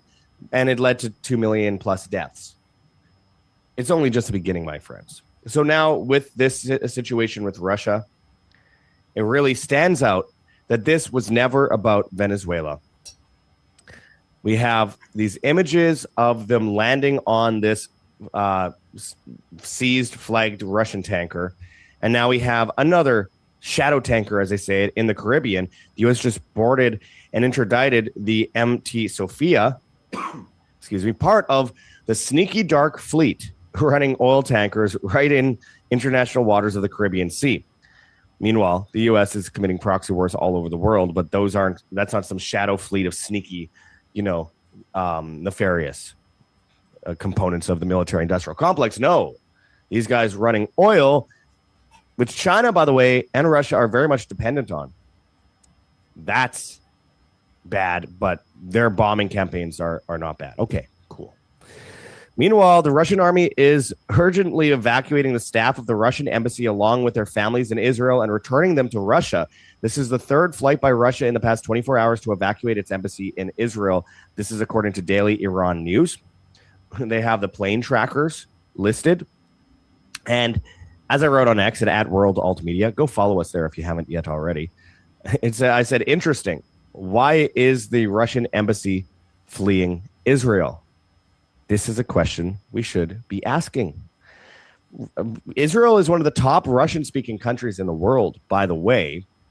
And as I've reported years ago, they have a direct line, one of the few countries that has a direct line directly between Putin and Netanyahu. But of course, Russia, as far as the script goes, has become very much against Israel in their conquest against Ukraine, as Ukraine works deeply with Israel and the military-industrial complex there, working with NATO to cause war throughout Europe and throughout the region, and of course, sending their help to go after Palestine and go after Iran, which is interesting when we have Ukraine sending ammunition and all this kind of stuff to Israel when they're begging for money and ammunition from the West, and then going after Palestine and Lebanon and these places, Yemen and of course Syria. Despite the political playbook, the claim anyway, of course, it's all nonsense, being that Ukraine is loved by the left and Israel is despised by the left. Ukraine is hated by the right and Israel is loved by the right. When in reality, most of the right are going against Israel. It's all part of the left-right paradigm. And Trump right now is continuing to arm and fund Ukraine. And it just shows that the whole, propaganda agenda here is thrown on its head. It's complete nonsense. None of it is actually, but people are sticking to this is a leftist thing. This is a right wing thing. You're a leftist if you want the Epstein files. You're a right winger if you, if you don't support, Russia or whatever, or if you support Russia or whatever it might be. It's just they create these veneers, and it's obviously false, including recently being told that if you are against Maduro and the child trafficking, mass murdering CIA, you probably just love Maduro and you're a leftist, or you're a right winger who, again, they create these narratives. It's nonsense. And I have a lot more to go on that because We have Trump threatening tariff hike if India continues to buy Russian oil. China accuses U.S. of stealing its oil after Trump diverts Venezuelan crude to America. China is livid and they're not hiding it. After Trump announced the U.S. will refine and sell up to 50 million barrels of Venezuelan oil previously frozen under sanctions, Beijing fired back, calling the move a blatant power grab and a direct hit on their interests. Why? Because that oil wasn't just sitting there. China had already paid for a big chunk of it through loan for oil deals and state-backed agreements with Maduro's regime. Trump's plan: ignore all of that, break the blockade, grab the barrels, and reroute them to U.S. refineries. I find it so weird that we have Trump saying that Venezuela stole their oil. How is it stealing for Venezuela to not want to trade oil with a country that has actively tried to overthrow them and commit coups for 2 decades? Yet it isn't stealing for them to bomb the country and literally steal their oil and also steal it from China and Russia. Everyone says it's like 5D chess. Hey, good luck with that chess game. Good luck with that chess game. I'm sure it'll end very well. It's just the hypocrisy around this is just so absurd. And this is literally the epitome of nation building. As we see the Paris summit wanting Ukraine peace through NATO boots on the ground, of course, the opposite of peace. And we've seen this across the board with Alan Dershowitz calling for, if Trump wants a Nobel Peace Prize and wants to be known in history as a peace president, he has to do regime change in Iran and overthrow their government and bomb the country. Like, war is peace, ignorance is strength, freedom is slavery. You know how crazy that sound pause that? See, that's how they legitimize their evilness with these fake awards. No, everybody got this fake Nobel Peace Prize always about war, killing people, like when Barack Obama got it, like this other latest Venezuelan puppet they wanted to put in. Gave a Nobel Peace Prize and didn't do nothing for peace. It's all scam. It's all crazy. To give these people credibility is that they're stewards of peace and promoting peace when they're absolutely the opposite of peace. But go ahead. This is Orwellian to the core. Exactly. It's Orwellian. Up is down, down is up, back is forward, forward is back. It's Orwellian. Exactly. Being on social media recently, they're not, because both the mainstream media and the alternative media have bowed on their knees and are licking the feet of the establishment with this from one side or the other of the paradigm. Zero Hedge says crude drops after Trump says Venezuela will transfer up to 50 million barrels to U.S. He says, I am pleased to announce that the interim authorities in Venezuela will be turning over between 30 and 50 million barrels of high-quality sanctioned oil to the United States of America. This oil will be sold at its market price, and that money will be controlled by me as president of the United States of America. And, of course, with all this, as bad as Machado is, and by the way, I have a video coming up. I interviewed a Venezuelan, a friend of mine here in Mexico, who fled, who can't stand Maduro, nor can he stand the CIA and believes this is all theater, and Maduro's in on it. And I would agree with him to a great extent. With this Machado person who was pushed by the World Economic Forum and bows to Israel, it's one of the reasons why Israel demanded Trump go into Venezuela, which is something that certainly did happen. That's on record.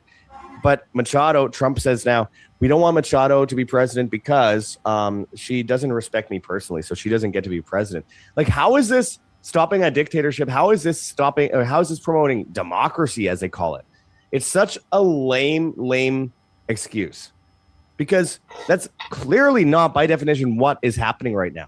If like, as much as I can't stand this Machado woman saying that, oh, because she doesn't personally respect Trump, she can't be president of their country, when the majority of people seem to have, in one way or another, supported her, though they're also waving Israeli flags in her crowds. I don't know.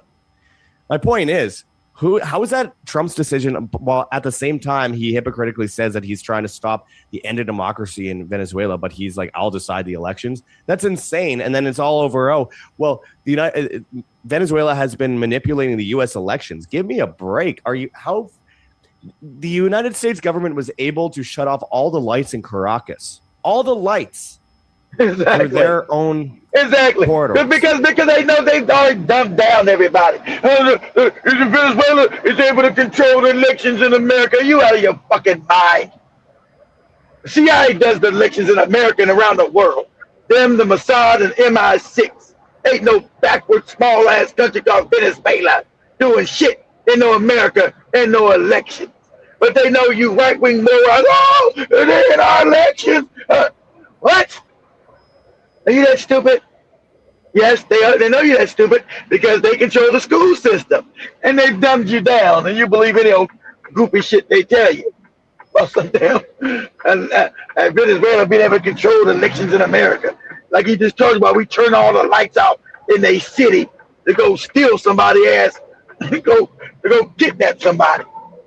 So yeah, they don't got that kind of sophistication or that kind of money. Go ahead, Joe. And you think that Venezuela is going to be able to hack the U.S. elections? It's all one big script anyway, obviously. But it's just so absurd. At least try to be consistent in this. At least whenever you say some dumb shit like that, you might as well say, Zimbabwe is hacking the American elections. Zimbabwe. You're like, what? You don't get out here talking crazy. Or Kenya is hacking the American elections. You get laughed out the goddamn room. Anyway, another one that really bugged me the other day. Marco Rubio, the guy who helped Armin fund ISIS and ISIL with John McCain, Lindsey Graham, and Obama back in 2011, 2012. I wrote on X at World Alt Media. I said, so according to Marco Rubio, Venezuelan oil comes from the Americas, so it should stay in the Americas. Does that mean Saudi oil comes from the Middle East, so it should stay in the Middle East? Don't bother trying to find logic in this neocon slop. There is none to be found. I mean, this idea that because Venezuelan oil is from the Crazy Americas, that it shouldn't be allowed to be shipped elsewhere. Like, you guys are getting oil from Saudi Arabia. So stupid. It's all about the petrodollar system, right? Which is by design collapsing. Yep. I wrote it at World Alt Media regarding this video. Lindsey Graham, to the people of Iran, help is on the way. They're threatening an imminent attack on Iran right now. Iran. Imminent. Again. As if they tell me they're coming to free these people when we tell them free them from what? From them being independently free? But that's the scam they always use. When they tell Gaddafi, we're coming to free you Libyans from Gaddafi. We're coming to free you from your free health care, your free schools, your free housing, all the free shit you was getting. We're coming to free you. Now you look at Libya today, it's all fucked up. It's got open slavery markets. It's all destroyed, it's all impoverished. That's the freedom they gave you. We're coming to free Libya from Gaddafi wicked ass. And they know what they do. Oh, they stole Gaddafi's oil and all his gold and all his money. Where's Gaddafi go at? Oh, we got that. But we gave him freedom. So now they're free to be poor, free to not have health care, free to not have clean water, free to not to have good schools, free not to be able to have everything's not free no more. That's the freedom we gave them. Everything's not free no more. Yeah! Go ahead, Joe. Are people going to warm up to it this time again after we saw bombings of Tehran last year and weapons facilities that were told ahead of time to get all their weapons out before they were bombed because it's all theater? I wrote on X at World Alt Media, this piece of trash, and Pompeo boasts recently that Mossad is controlling the protests and disguised in the crowds. I mean, they're openly bragging about how Mossad is controlling these protests and causing we already know that. Protests, which have great through a bunch of states in Iran. Ben said you got Mossad, the CIA, or MI6 behind all this shit. His intelligence agency, Mossad, Israel. But through Israel and the Rothschild money, they control all of it. And they want the whole fucking world.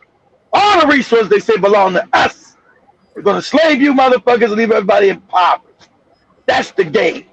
You don't know it? That's the game, guys. And Israel will be the head of the planet.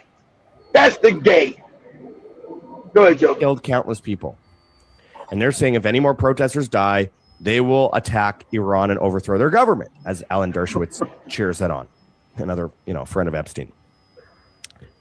I mean, Lindsey Graham, the neocon, suddenly the alternative media and the MAGA people love him and the John Bolton types. And, the Marco Rubio types and the Mike Pompeo types. I mean, that's not what the voter base said, but of course the voter base doesn't really matter anyway because it's all one big joke and one big trick to get people to perpetually support the system that enslaves them. But Lindsey Graham, to the people of Iran, help is on the way as they brag about Mossad being in the crowd.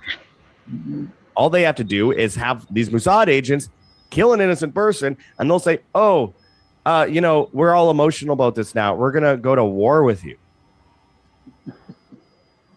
Absolute insanity. As Tommy Robinson, this piece of absolute trash, shares this, because it says breaking from war surveillance on X. Breaking, President Trump has reportedly given the green light to Israel to strike Iran over its nuclear ambitions and ballistic missile development, to which Tommy Robinson says, I pray this is true. Go get him, boys. Free the people of Iran. If Tommy Robinson isn't an agent Free of the people of Iran, he is. Because eventually was that's that British moron that Alex Jones always props up. You know, Alex Jones is is controlled by everybody call him Never Jew Jones. Right, controlled by Mossad, right? It's all the people he prop up. You're dealing with all propaganda all the time. It's crazy. What they call left wing or right wing, they control it all to reach a certain narrative that they want to reach. That's the outcome of stealing all the world's resources and being in control of everything. That's the end goal, guys. Control everything and rule everything. Go ahead, Jobin. He will go, well, we need to get rid of all these refugees. These refugees keep coming here. And then he does things like this, which literally cause a refugee crisis. Where all these refugees are coming because you destroyed their country. Push for war. It helps his agenda because it keeps it going in a circle. It's problem, reaction, solution, repeat, the Hegelian dialectic again and again and again. As the U.S. discusses way to acquire Greenland, white man. You always ain't it funny how white people now say the Hegelian dialectic? That was only black revolutionaries back in the 60s and 70s. Now they all say it now. They all know that. Hey, that's just the Hegelian dialectic. Yeah, you're welcome. You're welcome, white boy. You're welcome. Good. Use on table. Have people just forgotten the idea of freedom and individualism and liberty? Because last time I checked, the whole idea of what the founding fathers pushed for was individual liberty, not giant government, not big government. This is the epitome of big government. This is the epitome of left-wing politics, and what, by the way, my friend. They keep talking left wing. See, he's still with that left wing, right wing. I told you he's a phony too. I told you always never get caught up with these morons say halfway decent stuff. He's fraudulent too. He's fucked up in the head too. And he's talking about our founding fathers. He's Canadian. The people in America ain't got to do with your father. You're not an American. You're Canada. You're Canadian. Your founding fathers are not the same wicked ass slave owners.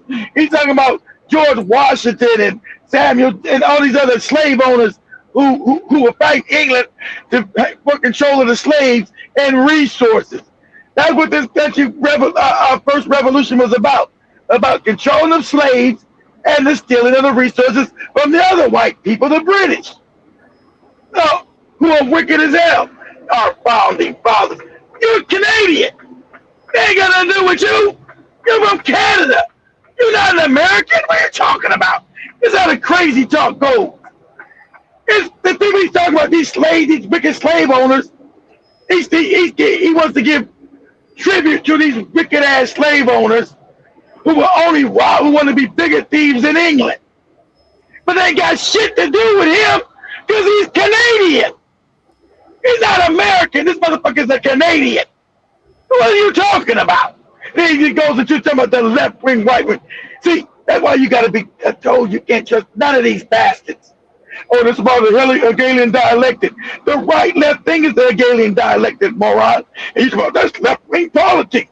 You can't even keep your lies straight, stupid ass. You just call it Hegelian dialectic and then just blame the left. You want to get your own argument, dummy. Everybody tell you can't trust, you don't trust none of these motherfuckers. None of them. Hey, it's founding fathers. You're Canadian. Your founding fathers are the British Empire. What are you talking about? as we continue, calm down, don't get blood pressured. But I see Jibajaba earlier. Let me go through the comments very quickly. Literally get closer to winding up. And Sankenon Karibu once again said, I had truths and vogs on her. Don't know what you mean, but I also see Jibajaba says Pennsylvania health insurance subsidies were cut 100K people dropped it since December, a third so far. And I also see Ricky says dream military is all a white military to me. And I also see Cassius Williams Karibu says Trump is a docile idiot. That's what's up. And Sankaran says that's an understatement. I'll never own a coach as luxurious as them seats. Okay, I don't know what that you guys are talking about. And our Jiba says honky down the streets as a Trump 2028 billboard in the yard. Of course, which is illegal. They want them to be a dick. I told you. That's why you never believe what white people tell you. Oh, we don't want it, because their minds are fucked up, whether on the left or the right. He's talking about the left wing shit he's talking about. But at the end of the day, they want to be able to do tyranny that benefits them and their agenda, whether it be on the right and the left. That's why they can get them always divided amongst each other. One talking about the right, one talking about the left, when it's controlled by the same fucking people. That's what the Hegelian dialectic means. And then he just went, that's left wing. There's no left wing. Because he just said the Hegelian dialectic, he would know there's no left or right. That's all make-believe shit. Mm-hmm. And Kaijas says that we all know the Zionists are behind all of this. All of it, exactly, Cass. We know, and we can't say it. We say it with anti-Semitic, and all I can't remember. They took down my Rumble channel. They took down our goddamn Instagram channel and Facebook channel. They took them all down, wiped them all out, because you can't say that. Because we know that's the truth. Everybody knows it. I think everybody knows it now, unless you're some kind of moron. Except you unless you're living up in Somaliland. Israel now backed us. So, Says all the presidents were no shit, especially Obama. I don't have the light Trump personality to vote for his ass. And I love this deportation shit that they are leaving my hood. And that is 10 speed. That also see also is adding that we got a real devil. We should be proud of that.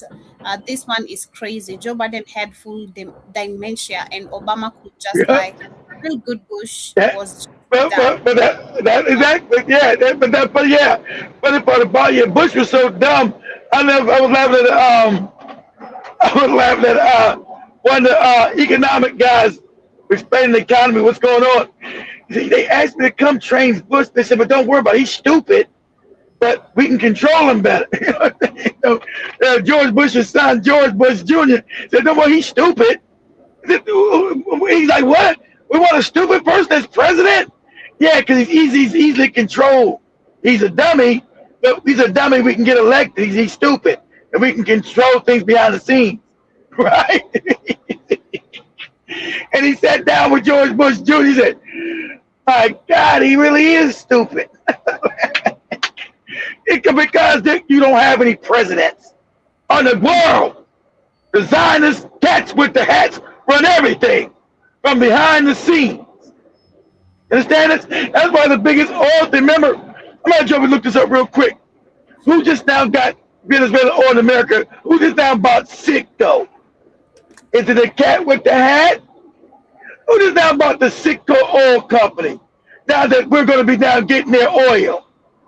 I'll bet my life it's a cat with the hat. Is that a coincidence? You know it's not. The Zionist cat with that. Tell me, put this up. Say who's now scheduled to buy the Citgo Oil Company? CITCO. No. US oil distributor and a separate Canadian paint manufacturer that also made some industrial coatings for the oil and gas industry, which were acquired by different entities.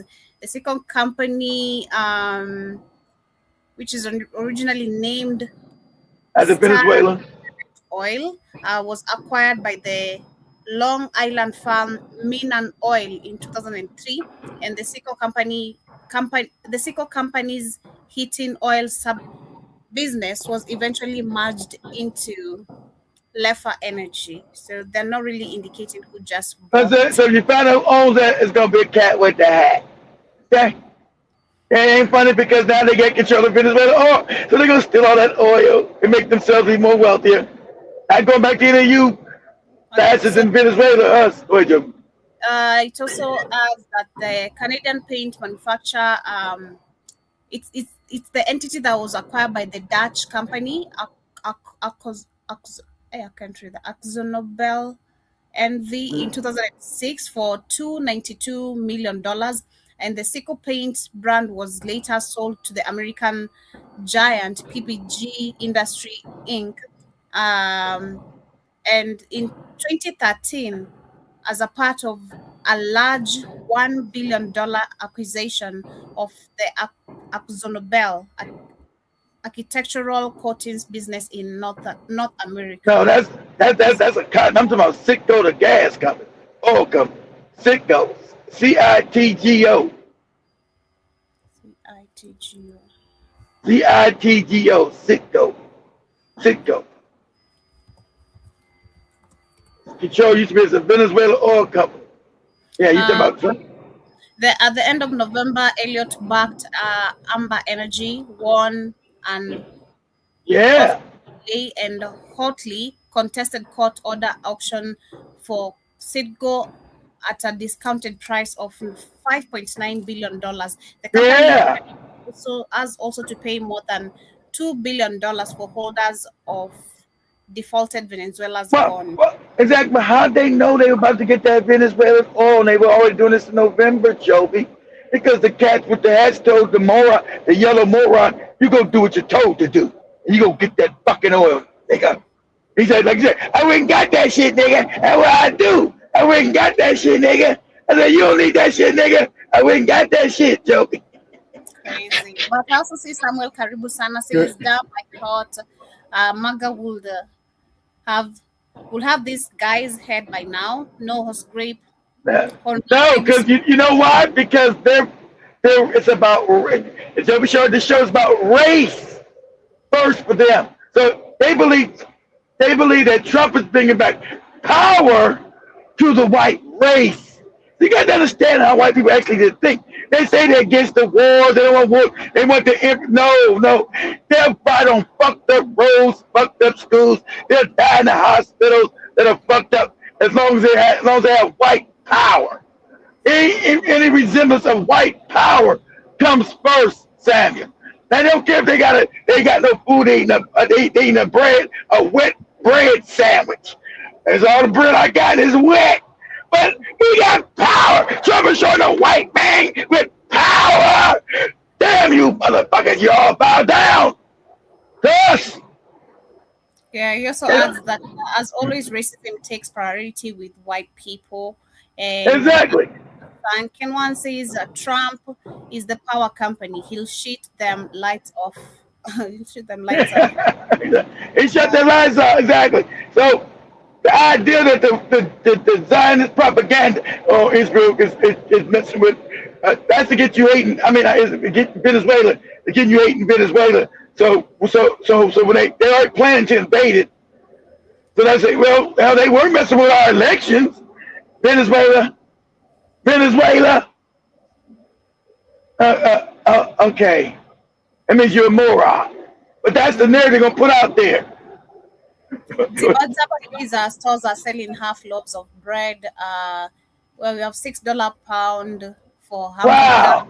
So, and six half loaves of bread's got that bad. And they're talking about increase the military budget because the Zionists want control of the world. We're gonna start stealing shit again.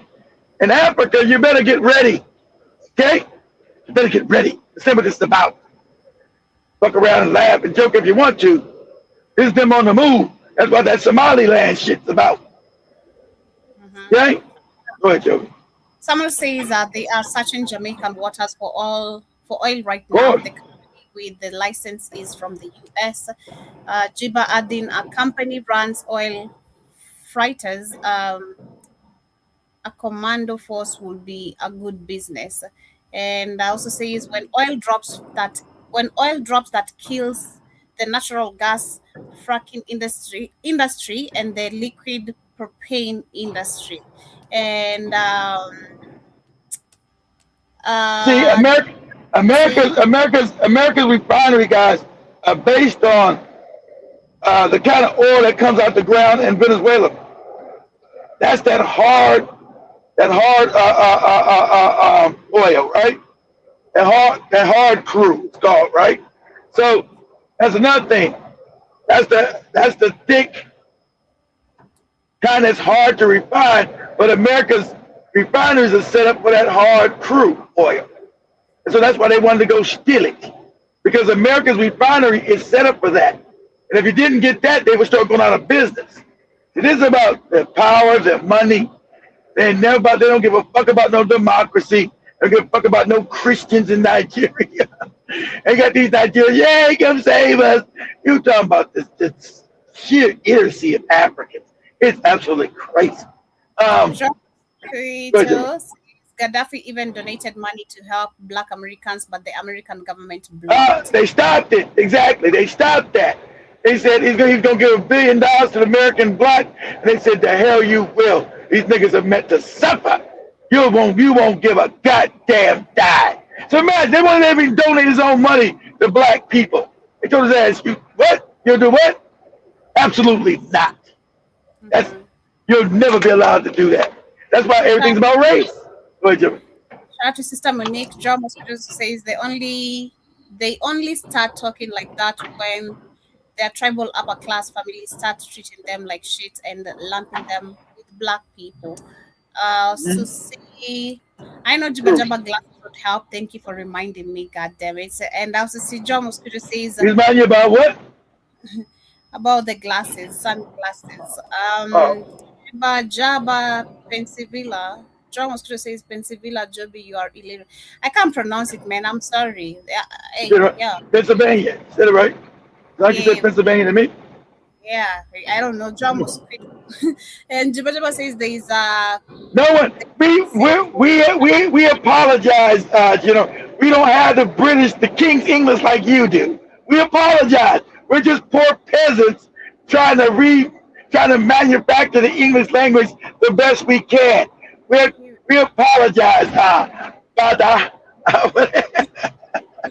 Jiba says there's a Citgo terminal on the Ohio River north of Pittsburgh. All the station up here draw from Citgo, and also says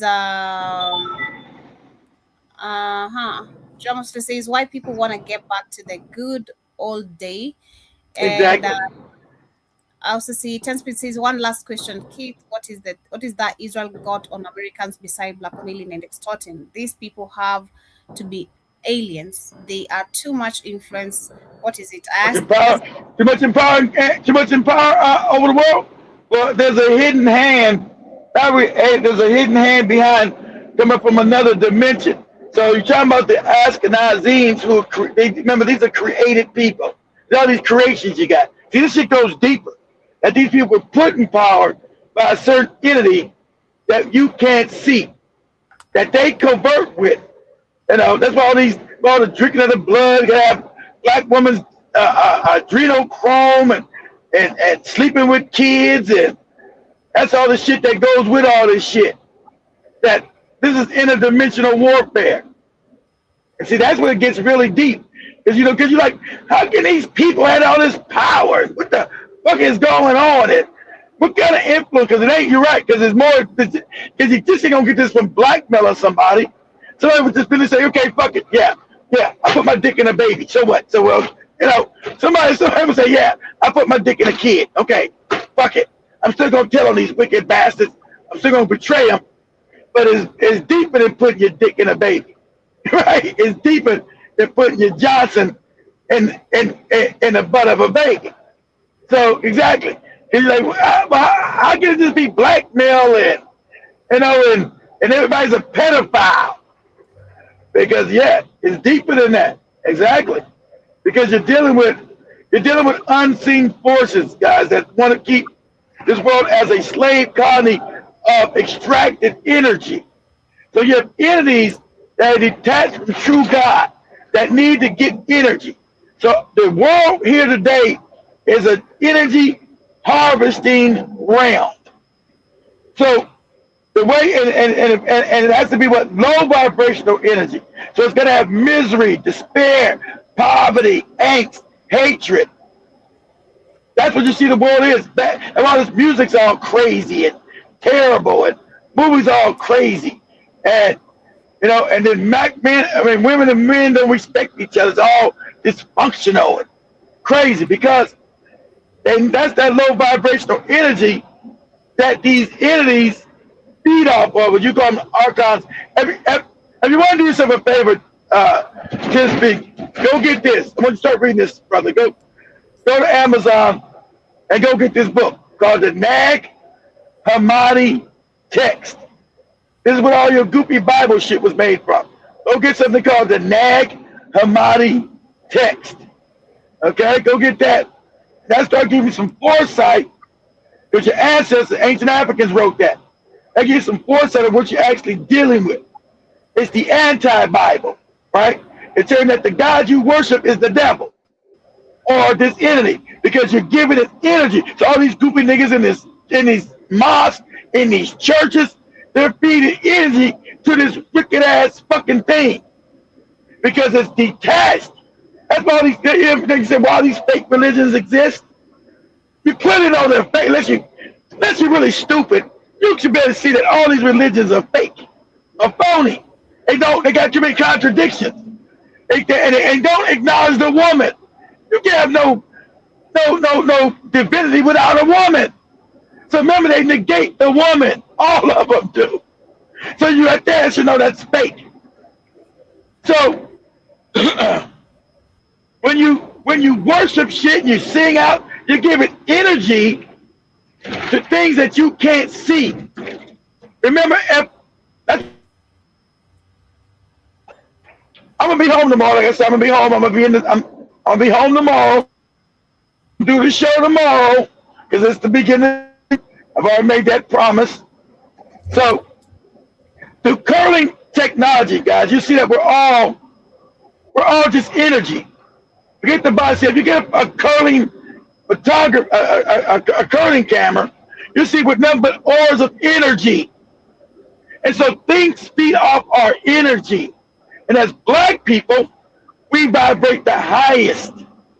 Unless, like I said, unless you're taking drugs or you're drinking and shit. So as black people, we vibrate the highest. So all these psyops and all this oppression is put on black people the most. Why everybody hate us? What's this about? It's from a spiritual level. Because since you are the original people and you are the original God, you have the highest vibration.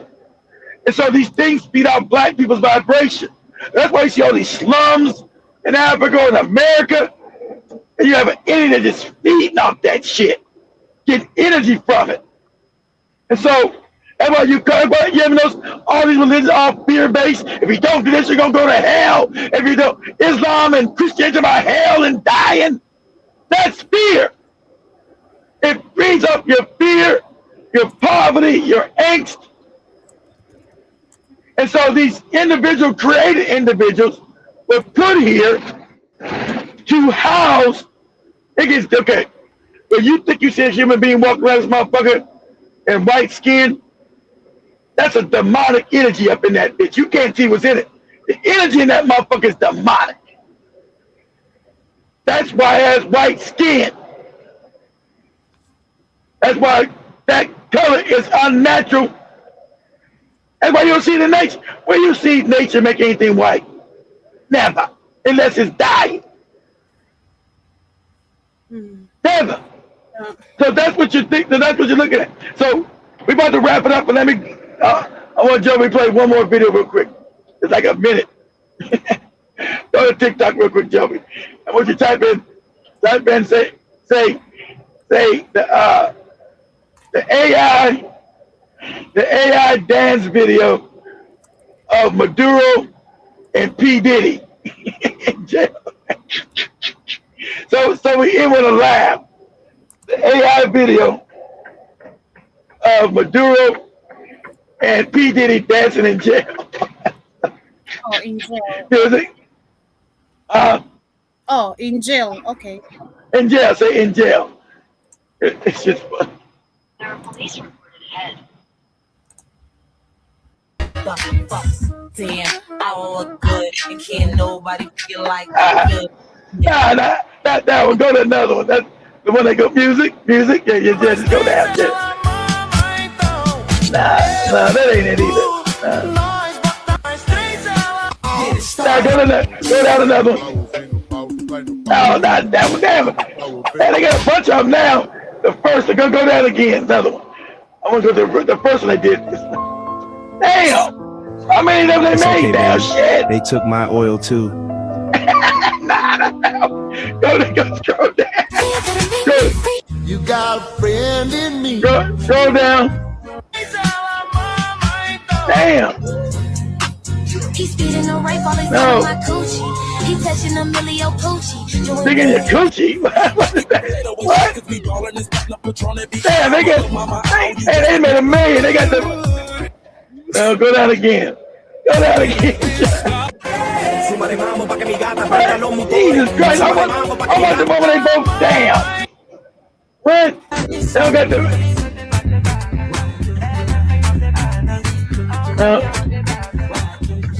Man, they don't got the one that go music. Yeah, it's one that's funny as shit. Suavemente. Never kick that title and say to the song music. Then Joe dance to the song music. That music. I guess well they got the original one they first started with. Shit. They got everybody doing that video now. They got kids doing it, but they started with Puppy and Maduro dancing together.